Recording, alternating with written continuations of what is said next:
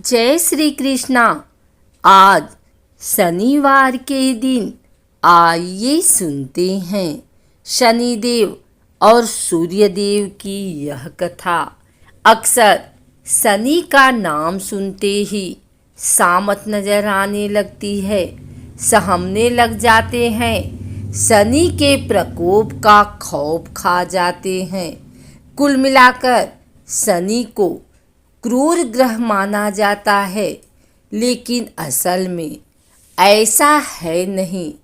ज्योतिष शास्त्र के अनुसार शनि न्यायाधीश या कहें दंडाधिकारी की भूमिका का निर्वहन करते हैं। वह अच्छे का परिणाम अच्छा और बुरे का बुरा देने वाले ग्रह हैं। अगर कोई शनि देव के कोप का शिकार है तो रूठे हुए शनि देव को मनाया भी जा सकता है। शनि जयंती का दिन तो इस काम के लिए सबसे उचित माना जाता है। आइए जानते हैं शनि देव के बारे में, क्या है इनके जन्म की कहानी और क्यों रहते हैं शनिदेव नाराज। शनिदेव के जन्म के बारे में स्कंद पुराण के काशी खंड में जो कथा मिलती है वह कुछ इस प्रकार है। राजा दक्ष की कन्या संज्ञा का विवाह सूर्य देवता के साथ हुआ। सूर्य देवता का तेज बहुत अधिक था, जिसे लेकर संज्ञा परेशान रहती थी। वह सोचा करती कि किसी तरह तपादि से सूर्यदेव की अग्नि को कम करना होगा। जैसे तैसे दिन बीतते गए। संज्ञा के गर्भ से वैवस्वत, मनु, यमराज और यमुना 3 संतानों ने जन्म लिया। संज्ञा अब भी सूर्यदेव के तेज से घबराती थी।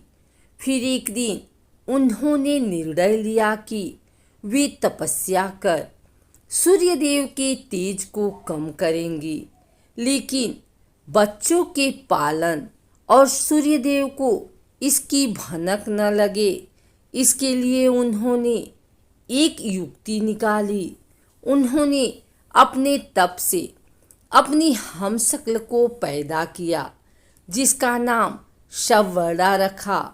संज्ञा ने बच्चों और सूर्यदेव की जिम्मेदारी अपनी छाया शवड़ा को दी और कहा कि अब से मेरी जगह तुम सूर्यदेव की सेवा और बच्चों का पालन करते हुए नारी धर्म का पालन करोगी। लेकिन यह राज सिर्फ मेरे और तुम्हारे बीच ही बना रहना चाहिए। अब संज्ञा वहां से चलकर पिता के घर पहुंची और अपनी परेशानी बताई, तो पिता ने डांट फटकार लगाते हुए वापस भेज दिया।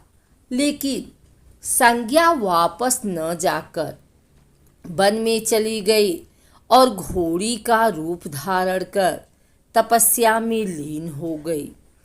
उधर सूर्यदेव को जरा भी आभास नहीं हुआ कि उनके साथ रहने वाली संज्ञा नहीं, सुवर्णा है। सुवर्णा अपने धर्म का पालन करती रही। उसे छाया रूप होने के कारण उन्हें सूर्यदेव के तेज से भी कोई परेशानी नहीं हुई। सूर्यदेव और सुवर्णा के मिलन से भी मनु, शनिदेव और भद्रा तप्ती 3 संतानों ने जन्म लिया। एक अन्य कथा के अनुसार शनिदेव का जन्म महर्षि कश्यप के अभिभावक तत्व में कश्यप यज्ञ से हुआ। छाया शिव की भक्तन थी। जब शनिदेव छाया के गर्भ में थे तो छाया ने भगवान शिव की कठोर तपस्या की। वे खाने पीने की सुध तक उन्हें न रहे। भूख प्यास धूप गर्मी सहने के कारण उसका प्रभाव छाया के गर्भ में पल रही संतान यानी शनि पर भी पड़ा और उनका रंग काला हो गया। जब शनि देव का जन्म हुआ तो रंग को देखकर सूर्य देव ने छाया पर संदेह किया और उन्हें अपमानित करते हुए कह दिया कि यह मेरा पुत्र नहीं हो सकता। माँ के तप की शक्ति शनि देव में भी आ गई। उन्होंने क्रोधित होकर अपने पिता सूर्यदेव को देखा तो सूर्यदेव बिल्कुल काले हो गए। उनके घोड़ों की चाल रुक गई। परेशान होकर सूर्यदेव को भगवान शिव की शरण लेनी पड़ी। इसके बाद भगवान शिव ने सूर्यदेव को उनकी गलती का एहसास करवाया। सूर्यदेव अपने किए का पश्चाताप करने लगे और अपनी गलती के लिए क्षमा याचना की। इस प्रकार फिर से अपना असली रूप वापस मिला। लेकिन पिता पुत्र का संबंध जो एक बार खराब हुआ फिर न सुधरा। आज भी शनिदेव को अपने पिता सूर्यदेव का विद्रोही माना जाता है।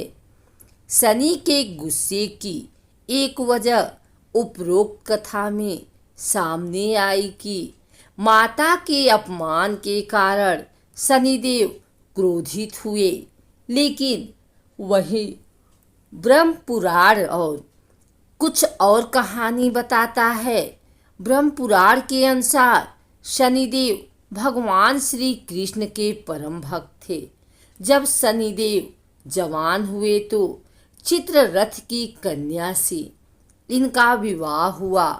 शनिदेव की पत्नी सती साध्वी और परम तेजस्विनी थी। लेकिन शनिदेव भगवान श्री कृष्ण की भक्ति में इतना लीन रहते हैं कि अपनी पत्नी को उन्होंने जैसे भुला ही दिया।